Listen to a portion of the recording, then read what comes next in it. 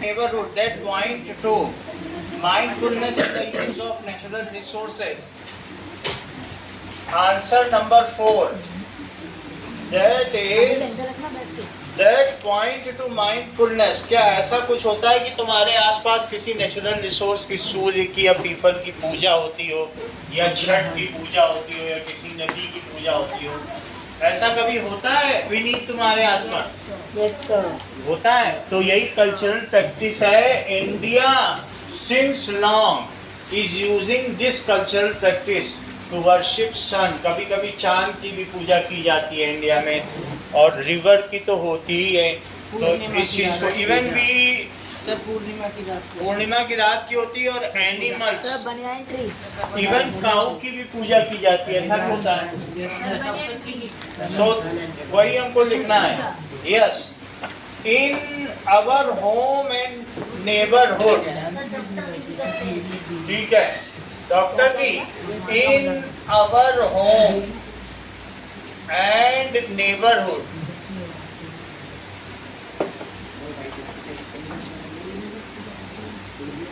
ठीक है, several cultural practice are going on. Several का मतलब होता है many. Cultural practice जैसा लिखा गया है उसी तरीके का ही लिखना। Sorry, practices are going on, jalebi नहीं बनानी है, are going on. For example, certain trees like people and banyan, yes, certain trees like people and banyan is worshipped, and banyan tree ये worship.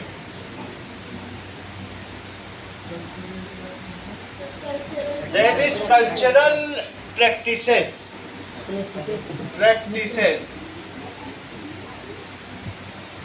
For example, cow and elephant. Elephant को हम लोग गणेश जी मानते हैं, मानते हो कि नहीं? So cow and elephant are worshipped. Even river sun is worshipped in Chhath Puja.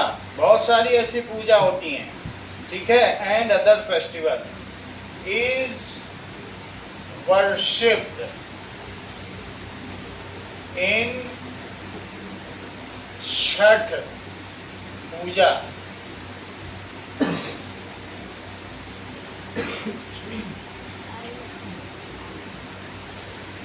and other festivals.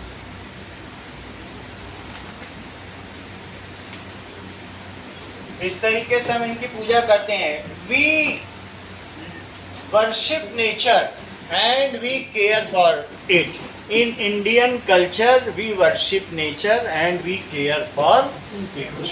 Sir worship मतलब समझ नहीं आया। वर्शिप का मतलब पूजा करना।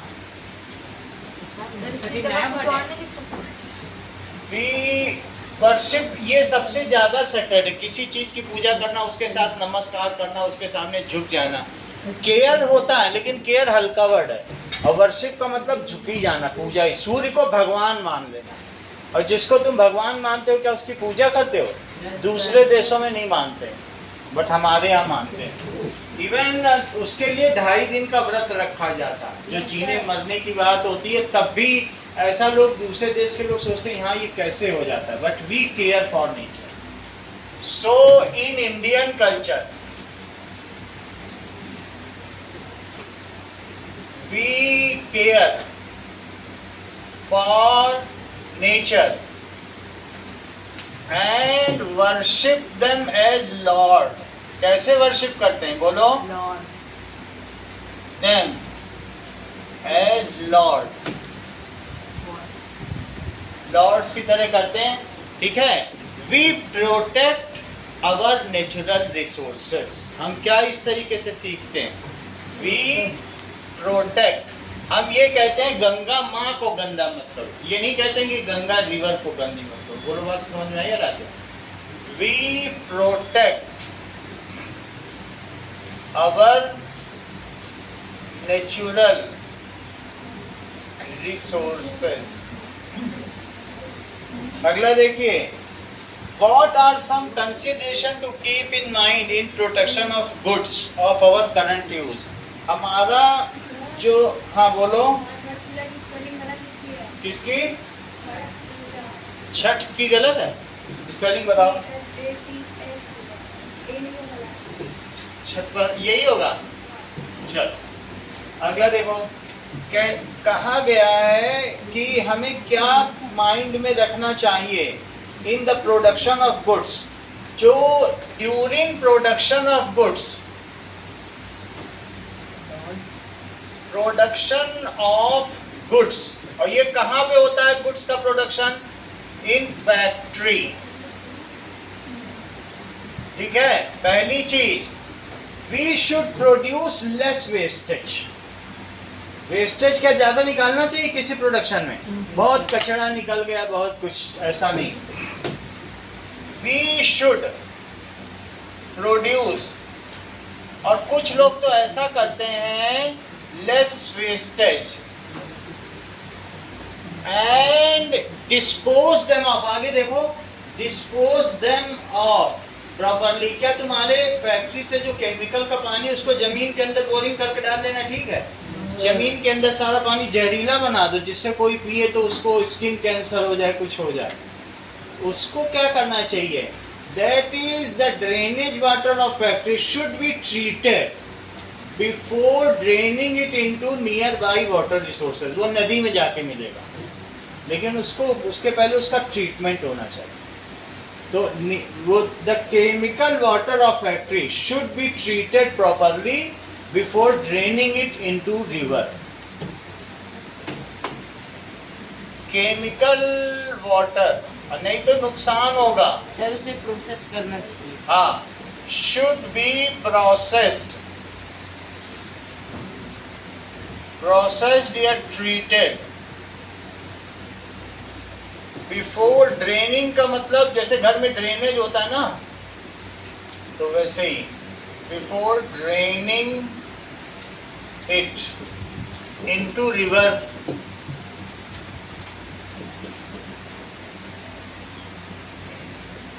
ठीक है, इसके अलावा we should use less energy, हमारा जो भी प्रोडक्शन है it should be energy efficient. ये ना हो कि हम बहुत बिजली यूज कर रहे हैं, थोड़ा सा बिस्किट का पैकेट बना रहे हैं, वो चीज़ सही रहेगी कि our production should be energy efficient, यानी कम एनर्जी का यूज करें, है ना, ऐसा होना चाहिए। एंड द बाई प्रोडक्ट्स, जो इसके वेस्ट हैं, इट शुड बी साइकल्ड, उनसे दूसरी चीज बनाई जा सके। मान लो कुछ वेस्ट निकल रहा है तो उसको हम साइकिलिंग भी कर सकें। We should use less energy, use less energy, and इसके अलावा our product should not pollute land, air and water. हमारा जो प्रोडक्शन प्रोसेस है, क्या उसके द्वारा जमीन गंदी होनी चाहिए कि हवा प्रदूषित हो जानी चाहिए या फिर वाटर गंदा होना चाहिए? नहीं होना चाहिए ना। Our production process should not pollute land, air and water. यही चार चीजें तुम्हें ध्यान रखनी है, महावीर ध्यान रखता है। Our products should not pollute. वो एक अच्छा एंटरप्रेन्योर है, अब वो जल्दी से ही यूनिकॉर्न बनने जा रहा है, 100 करोड़पति। लैंड, एयर एंड वाटर, इस तरीके से अगर हम 4 बातों का ध्यान रखेंगे और अगर एथनिसिटी का भी ध्यान रख लें तो बहुत अच्छा है। हमारे काम में किसी जानवर को प्रताड़ना नहीं दी जानी चाहिए कि उसको मार रहे हैं जानवर को, फिर उसकी चर्बी से बना रहे हैं। जैसे नहीं कहा जाता है कि मैकडोनल्ड में जो उसके ऊपर कवरिंग लगाई जाती बर्गर पर वो सुअर की चर्बी की लगाई जाए, तो वो बहुत इसका विरोध हुआ कि भारत में मत बेचो, हम लोग सुअर की चर्बी का नहीं खाएंगे। तो एथनिसिटी का भी ध्यान रख लो तो अच्छा है। अब हम आते हैं रीशेपिंग इंडियाज पॉलिटिकल मैप। तो इसके शुरू के 3 क्वेश्चन देखो, चैप्टर 2 पे आओ, that is reshaping India's political map chapter solution.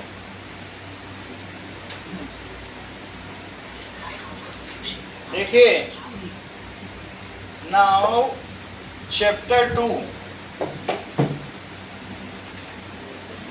इसके होने के बाद हम लोग इंग्लिश की एक्सरसाइजेस करें, ठीक है। लगभग साइंस का तो हो ही गया है, साइंस का जब आएगा तो बताएं। आज नहीं करेंगे बाद में, आज तो यही चलेगा। चलो, तो सबसे पहला क्वेश्चन आरव देखो, how did foreign invasion and rise of new dynasties reshape India's political boundaries. So foreign invasions किसके किसके हुए? That is मुगल्स के हुए and rise of new dynasty हुई। देखिए, how did foreign invasions यानी विदेशी आक्रमण इसको कहते हैं Aaradhya. How did foreign invasion, hello हाँ बोलिए बोलिए। And rise of new dynasties, rise of dynasties, नए नए बहुत सारे वंश हुए, घराने हुए, फॉरेन इन्वेशन हुए, जैसे मुगल डायनेस्टी और भी तो डायनेस्टी हुई। तो उसकी वजह से क्या reshape India's political boundaries, reshape India's political boundary, India's political. Sir question लिखना है, ये पहला क्वेश्चन है, आंसर बाउंड्रीज, ठीक है, ड्यूरिंग दिस पीरियड। आपकी मर्जी है, ठीक है। अब इसका आंसर देखो, कहने का मतलब है कि जब सबसे पहले मौर्यन साम्राज्य था तो इंडियन टेरिटरी कहाँ तक थी, इस चीज को ध्यान दो। और फिर बाद में टर्किश अफगान अटैक हुआ हम पर, तो उस समय इंडिया की पॉलिटिक जो बाउंड्री थी वो कितनी बदल गई, जरा ध्यान दीजिए। आपको मैप पे ज्यादा ध्यान देना है इस चैप्टर में।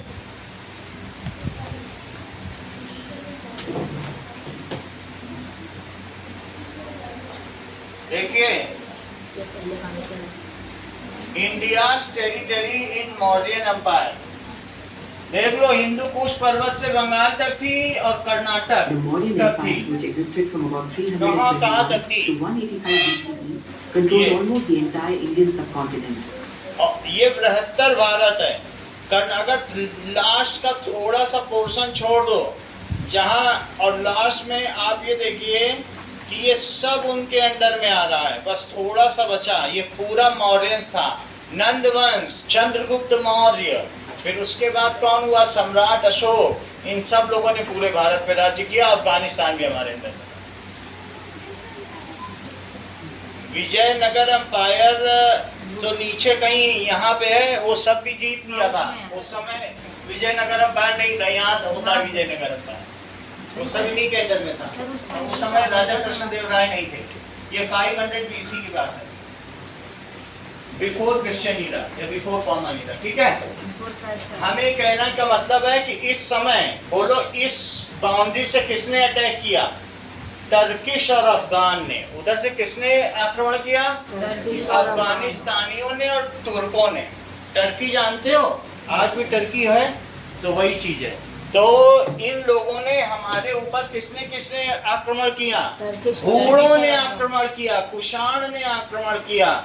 इसके अलावा कौन और दूसरे थे? मंगोलों का आक्रमण हुआ। उसने उनकी वजह से हमारी जो फॉरेन इन्वेजन्स हुए, हमारी बाउंड्री उसने बदल कर रख दी। ठीक है विधान? चलिए इस चीज को देखिए। That is during Turkish Afghan Empire, our boundary is completely changed. Let us see this. चलो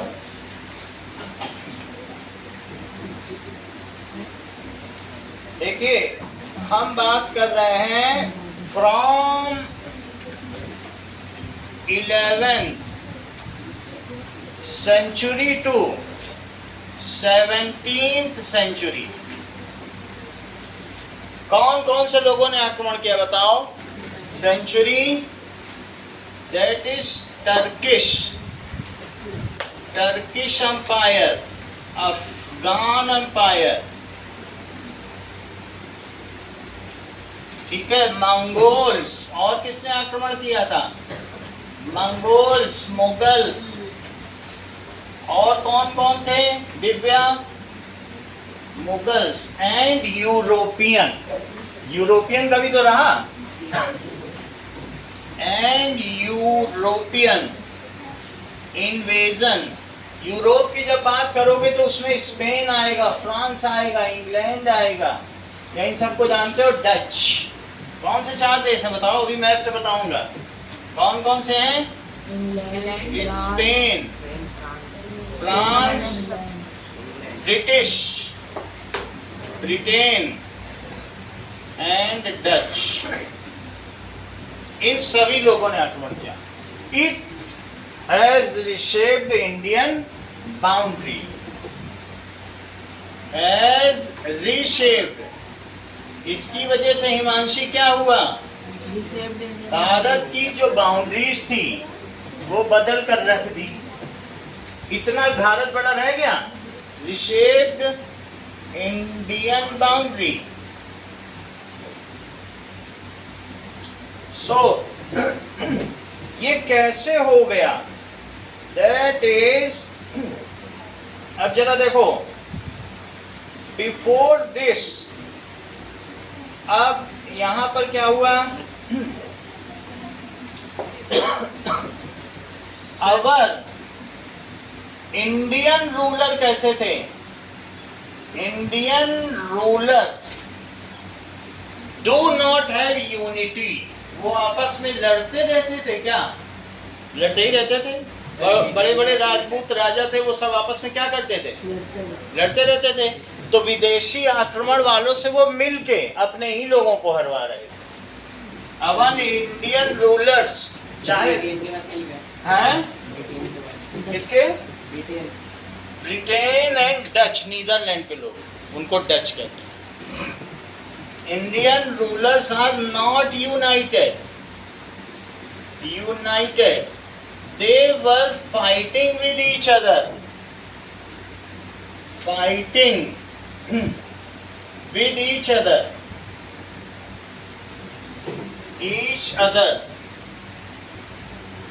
इससे क्या हुआ? ठीक है। So foreign invaders had taken benefit of it. उन्होंने फायदा उठाया होगा क्या? अगर हम लोग लड़ रहे हैं, foreign invaders have taken benefit of it। इसका उन्होंने फायदा उठाया। Aaradhya, benefit of it. समझ में आया? अब देखो, फर्स्ट फ्रॉम 12th सेंचुरी की बात करो। देखिए, दिल्ली सल्तनत चली तो कब से कब तक चली? 12th सेंचुरी से अगर आप देखें तो 1526 तक बाबर आया, तो 1206 में, सो इन 1206 दिल्ली सल्तनत was established.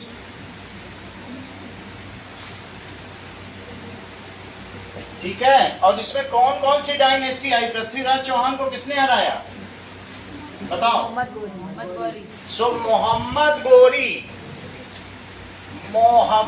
Gauri defeated Indian ruler. कौन सा? Defeated Indian ruler Prithviraj Chauhan. आंख फोड़ दी थी राज चौहान, इसका वीडियो हम लोग देख चुके हैं। अच्छा, कौन कौन से वंश है बताइए इसमें? तो लास्ट तो लोधी डायनेस्टी थी, उसके पहले कौन सी थी? सैयद डायनेस्टी थी। सबसे पहले कौन सी थी? मामलुक। Slave dynasty. मामलुक यानी स्लेव डायनेस्टी। फिर कौन आई? खिलजी डायनेस्टी। फिर Tughlaq. So Delhi was ruled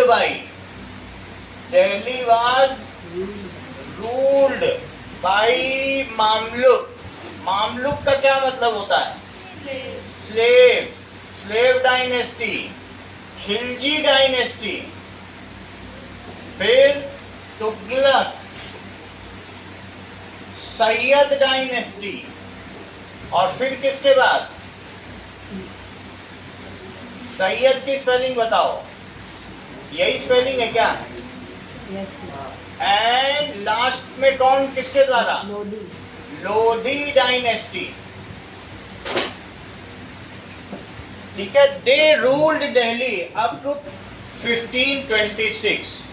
और इब्राहिम लोधी को किसकी सेना ने हराया? बाबर की सेना ने। तुम पहले बोला करो, उससे पहले बोलो। और बाबर के कैसे हरा दिया बाबर ने? तोप और गन से। पहले तुम बोला करो, छा जाओ बिल्कुल। ठीक है, लोधी डायनेस्टी यहाँ तक ठीक है। 1206 से कब तक चला? 1526। इन 1526 लोधी थी, तो लास्ट इसमें से इब्राहिम लोधी था। ठीक है, इब्राहिम लोधी किस मैदान में? पानीपत। बहुत अच्छा, इनको आती अच्छी लगती। Ibrahim Lodhi was defeated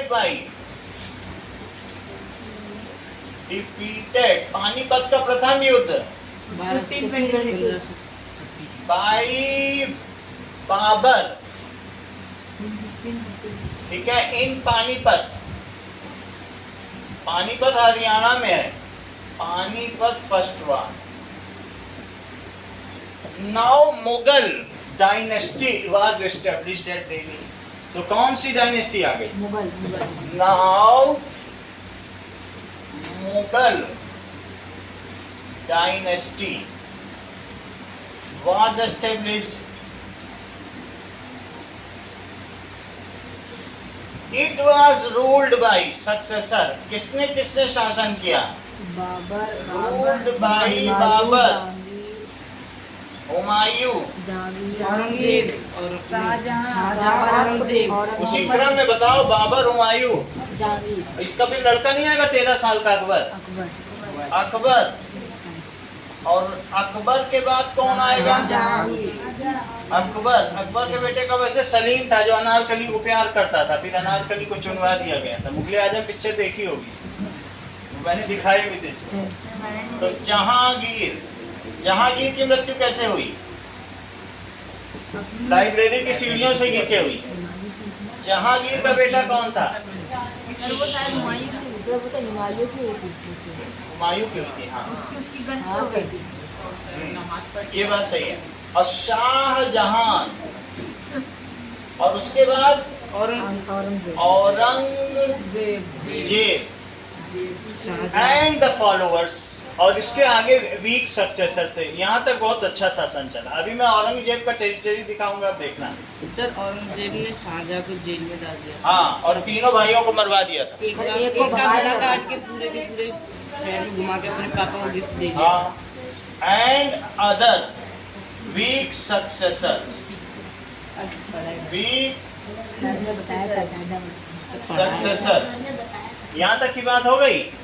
after that तो दे रूल्ड, देखो तुम्हारी बुक में टाइम लाइन दी है, उन्होंने Yes. कब तक रूल किया होगा। बैटल ऑफ सराय घाट, फिर उसके बाद खत्म हो गया था कंट्रोल। They ruled up to 1671,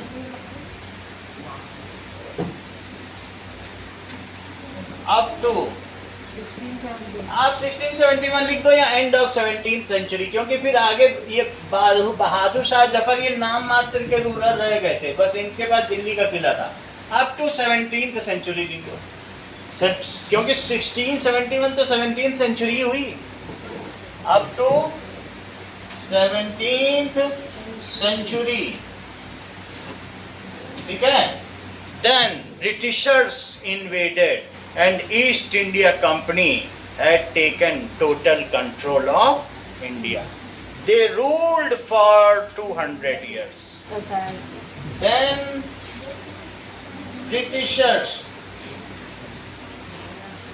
invaded and East India Company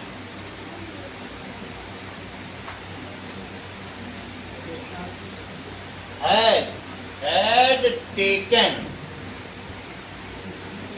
full control of India.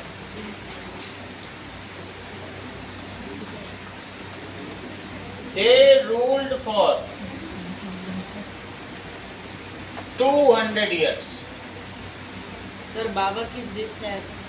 Babar की माँ ईरानी थी और उसके पिता मंगोल थे, यानी दो अलग अलग लोग थे। उनको इसीलिए मुगल कहा गया। तो मंगोल जहाँ जाते थे वहाँ की औरतों से शादी कर लेते थे, तो उन्होंने ईरानी रानी से शादी कर ली और उन दोनों की जो संतान हुई वो बाबर हुई। बाबर को उसके भाइयों ने ही अपने देश से बाहर निकाल दिया, भगा दिया, बोला ले जाओ अपनी सेना, भागो यहाँ से, वो अफगानिस्तान से। तो उसके बाद अफगानिस्तान के पास तुर्कमेनिस्तान था, वहाँ से भगा दिया था। तो वो अपनी छोटी सी सेना तोप लेके आ गया दिल्ली पे चढ़ाई करने। उसको नॉस्टैल्जिया था, दिल्ली कभी पसंद नहीं आई, लेकिन उसको जो बारिश की मौसम में यहाँ मिट्टी की खुशबू थी वो पसंद आ गई। तो कहता था वो हमेशा अपने देश ईरान वापस जाना चाहता था, तुर्कमेनिस्तान समरकंद से आया, लेकिन फिर भी वो जा नहीं पाया, यहीं रहेगा। उसने कहा था कि दिल्ली का भी समरकंद जैसा नहीं हो सकता। नहीं हो सकता, लेकिन यहाँ की उसको खुशबू अच्छी लगती थी, कुछ कुछ चीज़ें अच्छी लगती थी। वो तुम्हारी बुक में लिखा हुआ है कि बाबर को नॉस्टैल्जिया था, फिर भी कुछ चीज़ें अच्छी लगती थी तो रुक गया। 200 years इंडिया गॉट इंडिपेंडेंस। इस क्वेश्चन में 3-4 क्वेश्चन के आंसर छिपे हुए हैं, तो अगर ये क्वेश्चन तैयार कर लेते हो तो बहुत सारी चीज़ें तुम्हारी सही हो जाएंगी। समझ में आ गई बात ना? ये पूरी हिस्ट्री है इस book chapter. India got independence in 1947।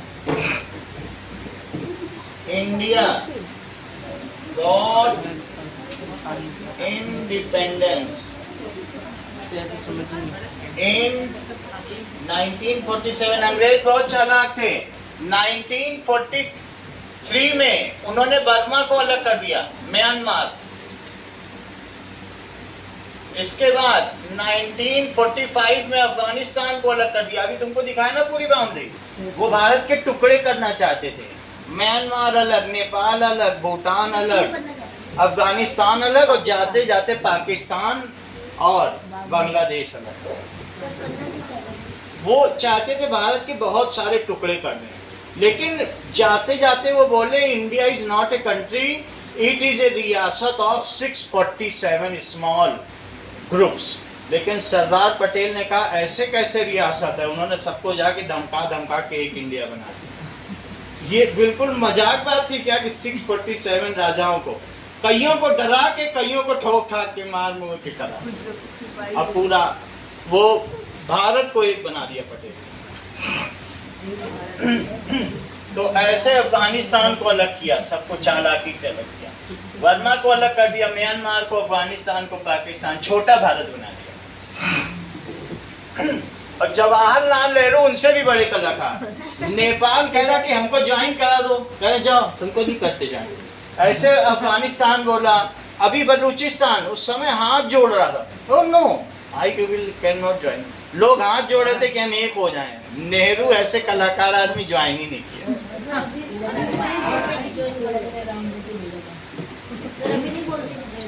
हाँ?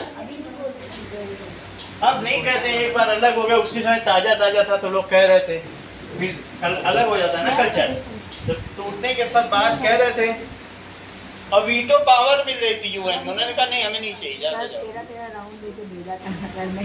13 राउंड लेके भेजा था चीनियों से लड़ने के लिए। आगे देखो अगला question, how did Indian society respond to invasion? How did India's economy adopted during times of political instability? हमने इन्वेजन को कैसे रिस्पॉन्ड किया?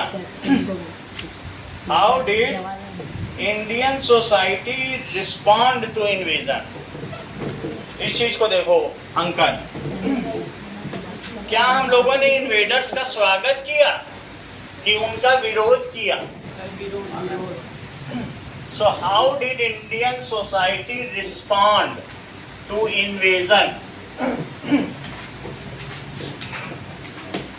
चलिए question number 2, how did Indian society, Pratyush Yadav, क्या किया होगा हमने, कैसे रिस्पॉन्ड किया होगा? तुमने तो पढ़ा है,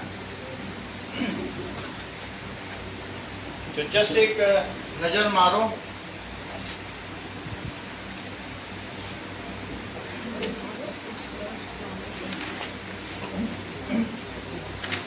हाँ बताओ,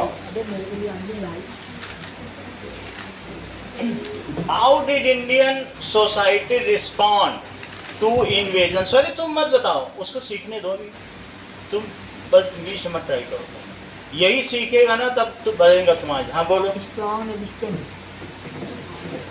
ये काम स्वरित ने अच्छा किया। Now Indian society showed strong resistance to invasion. Indian society, हाँ, शोन स्ट्रॉन्ग रेजिस्टेंस।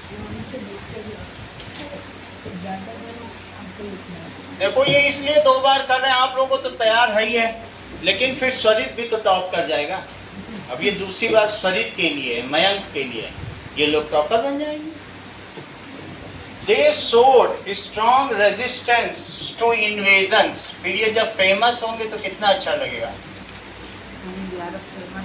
Invasions, तुम लोगों को तो रटा ही है, ये सारा बता दे रहा पहले, ये सीता से पहले बता दे रहा। अब सीता टॉप कर जाएगा। चलो इस कैसे हुआ बताओ? That is, तुमको मालूम है कि अहोम रूल्ड, अहोम ने कहाँ रूल किया? Ruled for 700 years in north east. North east वो एक ट्राइबल थे, these were tribals, ट्राइबल थे। और ये क्या करते थे? They were skilled in rowing boats and guerrilla warfare। 700 साल तक शासन कर लिया। They were skilled in rowing boats। और वहां पूरा ब्रह्मपुत्र नदी का जाल फैला हुआ है। And guerrilla warfare। यहां तक बात समझ आ गई है? They fought bravely with Mughals and Britishers। दोनों के छक्के छुड़ा दिए, छक्के क्या सत्ते छुड़ा डाले। So they fought bravely। Sir क्योंकि वो जंगल में रहते थे और मुगल जंगल में आसानी से समझ में नहीं पाते थे वो। इवन उन्हीं के ही जो वो था मंत्री, उसने उनकी तारीफ की है कि हम 30,000 थे, वो 10,000 थे, उन्होंने हरा दिया। फिर वो कभी गए नहीं। दे फॉट ब्रेवली विद किसके साथ? Mughals and Britishers. ब्रिटिशर्स का सपना चाइना को भी जीतने का था, लेकिन अहोम ने आगे ही नहीं बढ़ने दिया।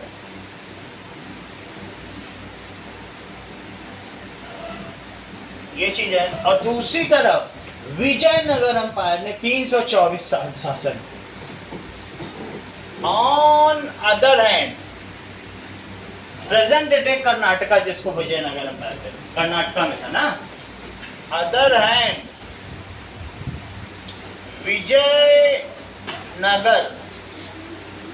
Empire that is ruled for किसके लिए? that 324 years। और कौन सा टेम्पल उनका बहुत फेमस है? विरूपाक्ष। हाँ, विरूपाक्षपुरा और हम्पी उनके देश की राजधानी थी। विजयनगर की राजधानी क्या थी? हम्पी बाजार। कैपिटल ऑफ विजयनगर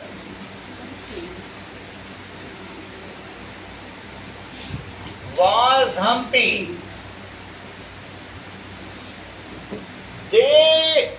बहमनी सल्तनत, they fought bravely with Deccan सल्तनत भी बोल सकते हो या बहमनी सल्तनत, जो यहाँ पर थी। ध्यान दीजिए, मैं विजयनगर एम्पायर दिखा रहा हूँ विनीत। ये विजयनगर है, यहाँ पर पांड्या, यहाँ चोल, यहाँ चेदी, और भी बीच बीच में आते रहे, लेकिन ये विजयनगर है। ये कौन सा है? विजयनगर के ऊपर कौन सा था? बहुत अच्छा, ये बीच में जो था डेक्कन सल्तनत थी, क्योंकि डेक्कन प्लेट्यू है। तो अहमदनगर, बीजापुर, कौन कौन से आए? अहमद, सर चेदी डायनेस्टी ऊपर थी, यही थी। अहमदनगर, बीजापुर, और बोलो। सबसे नीचे थे। बेदार, बेदार, और बोलो। हाँ? गोलकुंडा। सब ये जानते हैं हितेश। बेदार, ओडिशा में थी। बेदार और गोलकुंडा। गोलकुंडा तो उड़ीसा में सोने की खाने हैं। थोड़ा ऊपर नीचे हो गया होगा, लेकिन मैं बता रहा हूँ, थोड़ा देखने से पता चल जाएगा। गोलकुंडा यहाँ पे उड़ीसा के पास है, सही है। मेरा कहने का मतलब है, तुम सीधी बात ये समझो आरव शर्मा, ये पूरा ये बहमनी सल्तनत है। राजा बहमनी, उसके 5 बेटे थे, उसने बात डाली सबको, बोला जाओ 5 टुकड़े कर लिए, ले लो तुमको। और यहीं पर बीजापुर में शिवाजी का जन्म हुआ। इन्होंने पूरा डेक्कन सल्तनत क्या, पूरा भारत अपने कब्जे में कर लिया, मराठा साम्राज्य। अगला तो कहाँ पे जन्म हुआ था? समझो, जो बीजापुर का वहाँ सुल्तान था ना, उन्हीं के वो सिपह सालार थे, जीजाबाई, उन्हीं के लड़के थे ये शाहजी भोसले के बेटा थे शिवाजी। उन्होंने सुल्तान को सब हरा दिया, 5 बेटों को हरा दिया, और डेक्कन सल्तनत पूरी लूट ली। और फिर क्या था? मुगलों को हराया, और पूरा औरंगजेब को हरा के पूरा भारत एक कर दिया। उनका था कि कैसा करना इंडिया को, बोलो, अखंड भारत। विजयनगर को नहीं है? विजयनगर बहुत पहले ही हार गया था। विजयनगर तो इन्हीं बहमनी वालों ने लूट लिया था। वो सब भी थे अपने समय में, थोड़े थोड़े समय तक रहे, अब वो भी हार गए बाद में। छोटे छोटे तो थे वो, इतने समय नहीं चले, कोई 60 साल चला, कोई 50 साल। लेकिन 2 बड़े साम्राज्य कौन कौन चले, जो महावीर जानते हैं? एक अहोम्स, अगर तो महावीर से पूछोगे यही 2 नाम बताएंगे, और दूसरा विजयनगर। विजयनगर के it's brave king was Raja Krishnadeva Raya. It's brave king was, अगर वो हिस्ट्री बोलने लग जाए हैरान हो जाओगे तुम लोग। महावीर बोलने लग जाए राजा। सर मौर्य एम्पायर के शासन के अंदर चोला चेरा पांड्या नहीं आते थे ना? नहीं आते थे, ये इतना ही हिस्सा छोटा था, और वो 16 महाजनपद का बना हुआ। उनका जो जनपद था, जन से बना जनपद, 16 जन से जनपद, और 16 जनपद से महाजनपद, और ऐसे 16 महाजनपद थे। समझ में आया? और उनका वो राजा था। A brave king was king Krishna Dev Rai. और महावीर इन्होंने किस पर आक्रमण किया? पानी पी के बताना, तब तक सॉरी तुम बताओ। मुगल्स। बहुत अच्छा। दे डेक्कन सल्तनत। कृष्ण देव राय ने किस पर किया? विजयनगर के राजा ने डेक्कन सल्तनत। यह बहमनी सल्तनत, महावीर इसने बहमनी कहते। सो ही फॉट ब्रेवली, ठीक है, अगेंस्ट डेक्कन सल्तनत।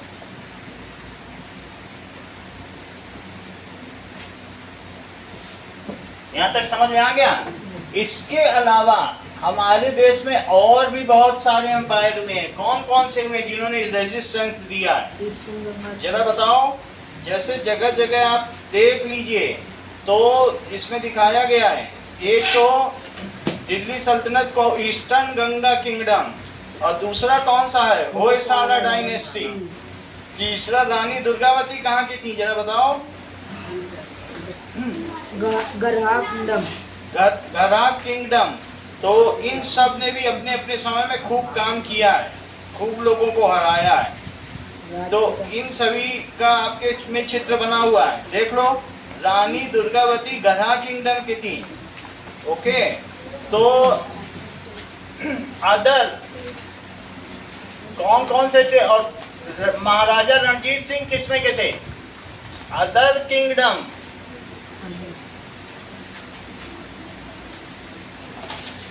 Who fought bravely?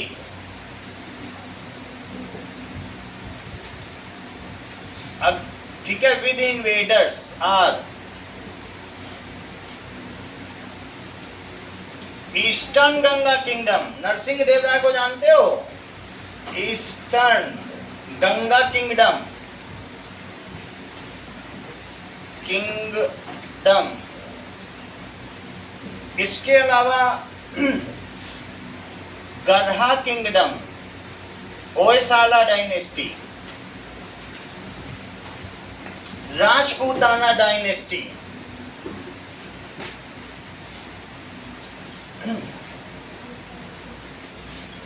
और होयसाला डायनेस्टी, और सिख डायनेस्टी। कौन सी डायनेस्टी थी? सिख डायनेस्टी। जो सिख लोगों ने किया था, उसकी अब नहीं है।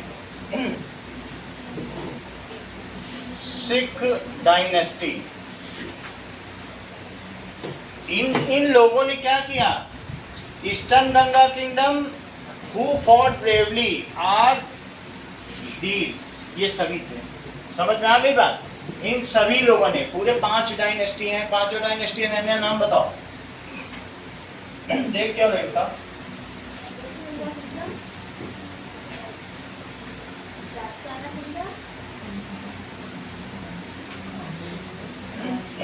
वही सब कुछ कितनी देर लगाती हो? बोलो पांचों।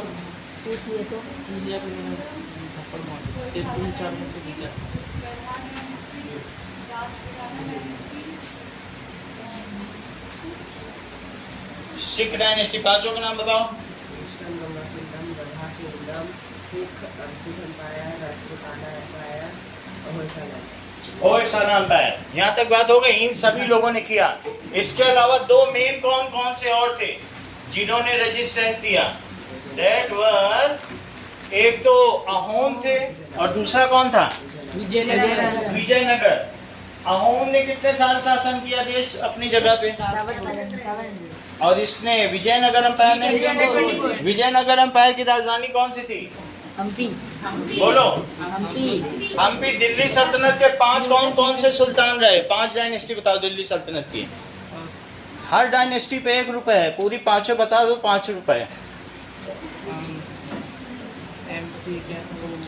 बहुत अच्छा। ये मैकडोनल्ड पसंद करते हैं। आप बताओ पांचों जो दिल्ली सल्तनत के बताओ। हाँ हाँ हाँ हाँ, बहुत अच्छा। अब तुम बताओ। दैट इज मुगल अंपायर के सक्सेसर के लाइन से नाम बताओ। हैं? बहुत अच्छा विनीत, तुम भी बताओ। ये बहुत तेज है।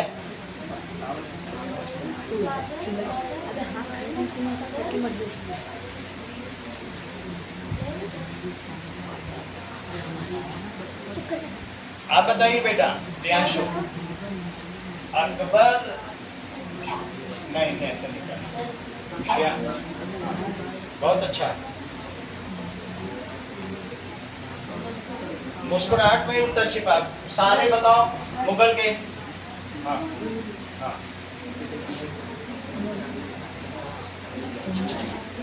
हाँ, जहाँ पे आगे महावीरा बताओ।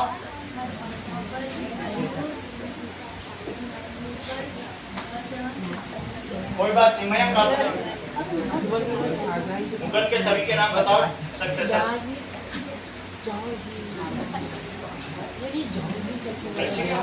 मुगल के आप बताइए सभी। गौरव,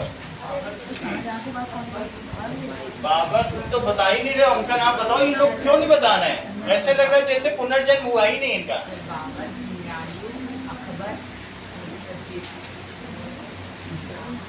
अरे उसकी वाइफ का नाम मेहरून निसा था।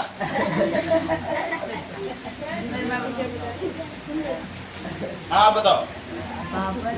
बाबर, हुमायूं, अकबर, जहांगीर, शाहजहां, औरंगजेब। ठीक है। हाँ, ये बताइए जो दिल्ली सल्तनत है उसके पास डायनेस्टी।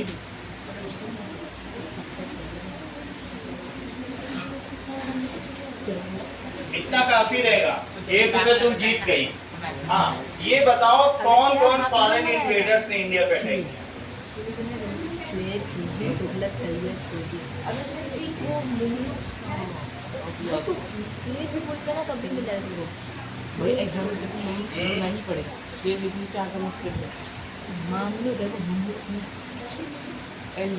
आप बताइए।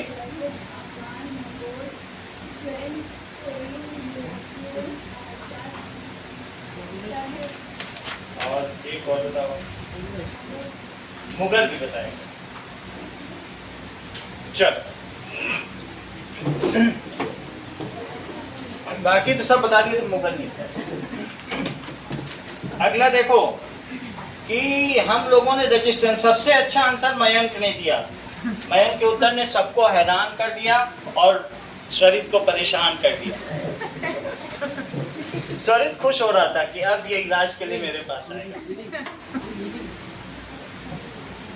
चलो, What impact did this period have on lives of people? तो इसका लोगों पर क्या प्रभाव पड़ा? Ravindra, Pratyush, What impact did this period have? जो हमारे ऊपर इन्वेजन हो रहे थे, तो क्या उससे लोगों की जिंदगी भी प्रभावित हुई कि लोग कमाते खाते रहे? इवन 17 फेमाइन्स आए अंग्रेजों के समय में। सबसे ज्यादा सूखे कब पड़े?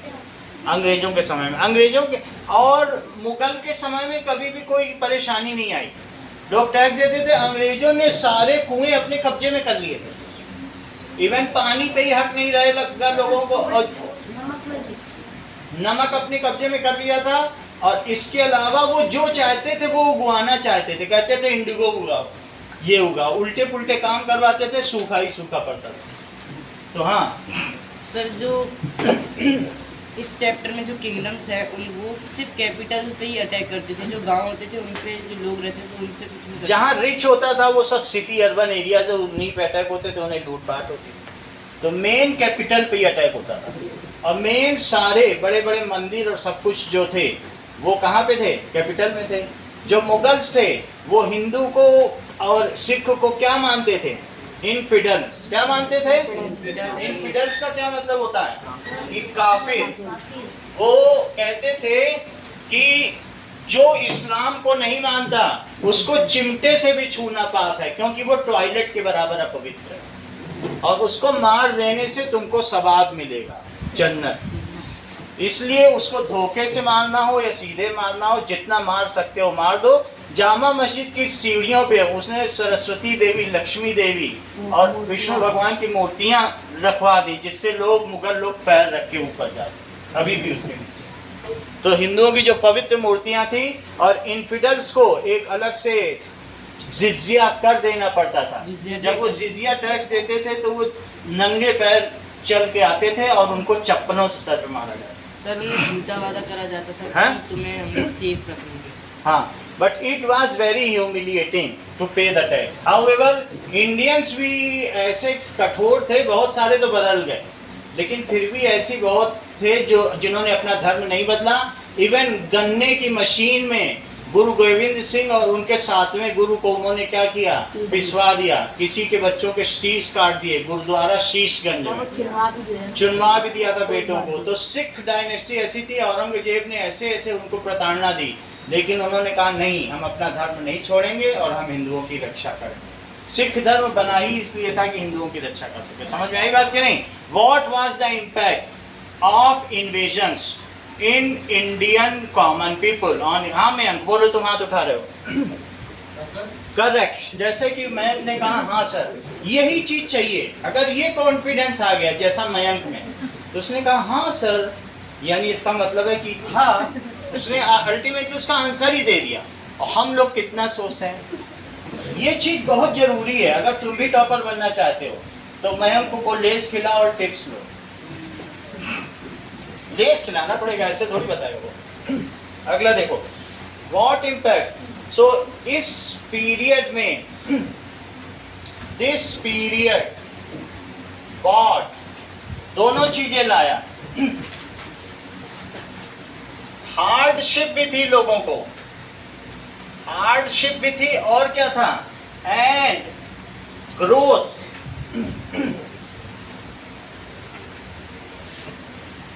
To common people. दोनों चीज कैसे हो सकती हैं? हार्डशिप भी हो सकती है और ग्रोथ। ऐसा कैसे हो सकता है? हैवी टैक्सेस वर इम्पोज्ड। हाँ टेस्ट होगा। Heavy taxes were imposed on common people.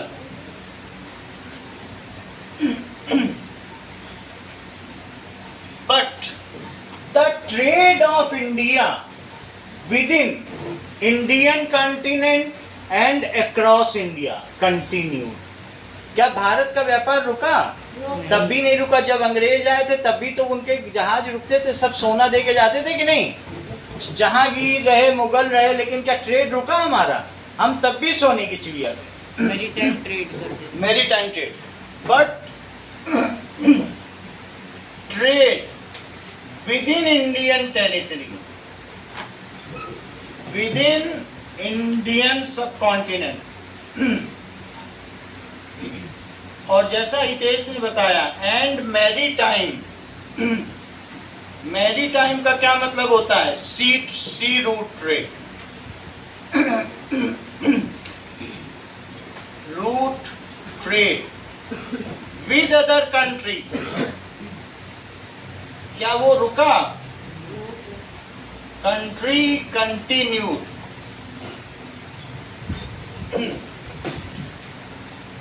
Continued. तो हम लोगों ने उस समय तक भी,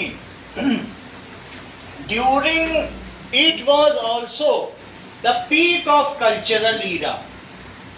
पंचमहल, रेड फोर्ट और विरूपाक्षपुरा टेम्पल, बड़े बड़े टेम्पल बनाए गए, था कि नहीं? ड्यूरिंग दैट टाइम क्या हुआ? ठीक है। इसके अलावा however profit reached to rich people only. Profit किसके पास गया? The poor became more poor and the rich became richer, more richer. Poor became more poor and rich became richer.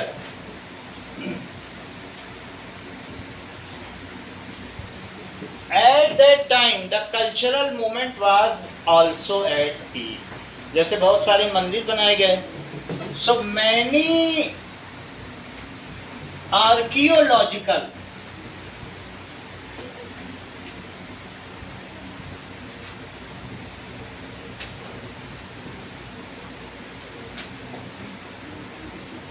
architectural buildings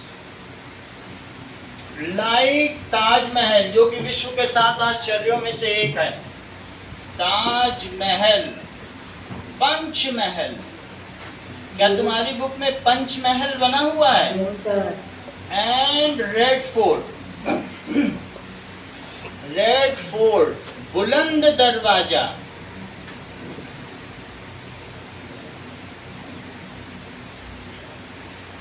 Sir, Virupaksha temple. वास का शरीर, बोलो। Virupaksha temple आएगा. आ सकता है वो भी। कंस्ट्रक्टेड, उसको इन लोगों ने तोड़ दिया ना, एक्चुअली दिक्कत ये सब हो गया। अब आपको करना क्या है? दैट इज, पहला तो इन तीनों क्वेश्चन में से कोई एक क्वेश्चन करना है। 3 क्वेश्चंस हैं, सो ये कौन से क्वेश्चंस हैं? That is reshaping India's political map. Page number कौन सा है? 21. पेज 71 सर बस एक ही लिखना है। Sir, 21. है, 21 है. Page 21। Any one question from 1 to 3। और जबकि ज्योग्राफी के दोनों क्वेश्चन करने हैं। ज्योग्राफी के कौन से 2 क्वेश्चन हैं? 4, 5. तो वो कौन से पेज में है? पेज 19 के 4, 5। बराबर है. 4 और 5, 3 क्वेश्चन करने हैं।